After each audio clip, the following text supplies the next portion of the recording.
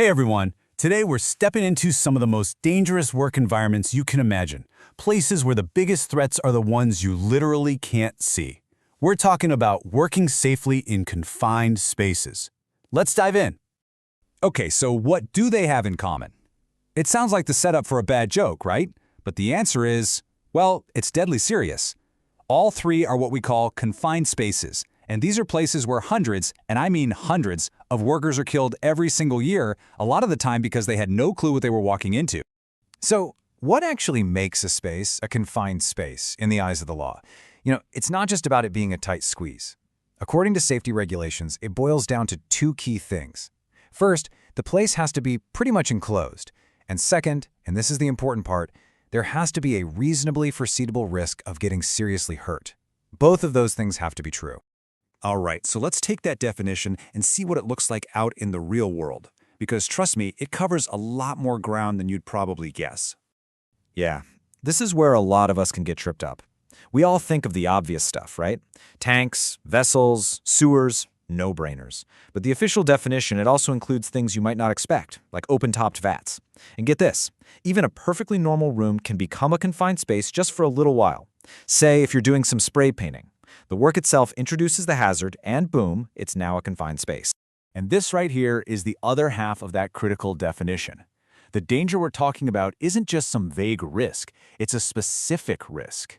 And these are the big ones. We're talking about catastrophic events. Things like fires or explosions, passing out from bad gas or just a lack of oxygen, drowning in a rising liquid, or even, and this is terrifying, being suffocated by something like grain flowing in a silo. If one of these potential killers is on the table, that's what makes an enclosed space a true confined space. Now, with the stakes being that high, the entire philosophy behind confined space safety really comes down to one single overriding principle. Let's call it the golden rule. And here it is. If it's possible to do the work from the outside, you must. This is not a suggestion, it's not a guideline, it is an absolute requirement. It's the very first thing you have to consider. And this is a fantastic illustration of what that actually means. It's all about being clever. It's about engineering a safer solution. Can you use a long probe to test the air from a distance? Can you clean out that tank using high-pressure water jets from the outside? Maybe there's a remote-controlled tool you can use to clear a blockage, or a camera you can stick through a porthole to do an inspection. See, these aren't just neat ideas. They are literally life-saving alternatives to going inside. It's a simple idea to remember, but it's the most important one. The safest entry is the one that never happens. But what happens when going in is truly the only way? When the job just can't be done from the outside? Well, that's when you have to shift gears into the next critical phase, carefully assessing all those dangers you can't see. This is where you really have to become a detective. A confined space can look completely harmless to the naked eye, but the air inside, or maybe some residue left behind, could be absolutely lethal. You have to work from the assumption that danger is present until you can prove without a doubt that it's safe. So the hazards tend to fall into a few main categories. The one we hear about most is atmospheric, the quality of the air itself. But the danger can also come from contamination, like a leak from a nearby pipe. It can be physical, like sludge on the floor that could release toxic gas if you disturb it. Or it could even be mechanical, like a piece of equipment accidentally switching on while you're in there. Okay, I want you to burn this number into your brain, 20.8%. It seems super specific, right? But that's the normal, safe amount of oxygen in the air that we're all breathing right now. And in a confined space, a tiny, tiny shift away from this number can be the difference between life and death. And here's exactly why that 20.8% is so critical. If the oxygen level drops just a few percentage points, say below 16%, you can pass out and die without any warning at all. But here's the twist. Too much oxygen is also a huge problem. An atmosphere with over 22% oxygen makes everything incredibly flammable. We're talking your clothes could catch fire with terrifying speed. So that very narrow window around 20.8, that's the only safe zone. So, you know the risks. You know entry is the only option. How do you actually do it safely? Well, you don't wing it. You don't improvise. You follow a strict, step-by-step playbook. The thing is, a safe entry is never improvised.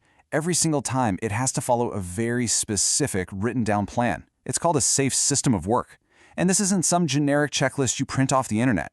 It's a detailed plan made specifically for that space, on that day for that particular job. It is the script, and everyone follows it. No exception. And that plan has 5 absolutely non-negotiable steps. 1, you get a permit to work.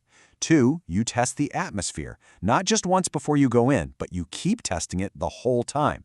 3, you isolate the space from any outside hazards and you ventilate it with fresh air. 4, you wear the right protective gear. And finally, and this one is so often overlooked, you have a detailed rescue plan ready to go before a single person sets foot inside. And that brings us to the final, and let's be honest, the most sobering part of this. Because even with the best plans in the world, things can still go wrong. And how you prepare for that possibility, that is often the difference between a scary story and a tragedy with multiple victims. There's a saying in the rescue world, in a rescue, the first rule is to not create another victim. And this is so important because, tragically, something like 60% of people who die in confined spaces are the would-be rescuers. Their instinct is to rush in and help, but they go in unprepared and they become victims themselves. A rescue has to be just as planned, just as methodical as the initial work. So a real emergency plan is a detailed procedure. It lays out exactly how to sound the alarm, what rescue gear you need, and, this is key, how to protect the rescuers themselves. It covers first aid, and it makes sure there are clear lines of communication with public emergency services. It's all about a planned, professional response, not a panicked reaction. You know, when you boil it all down, working safely in these spaces isn't just about rules and equipment.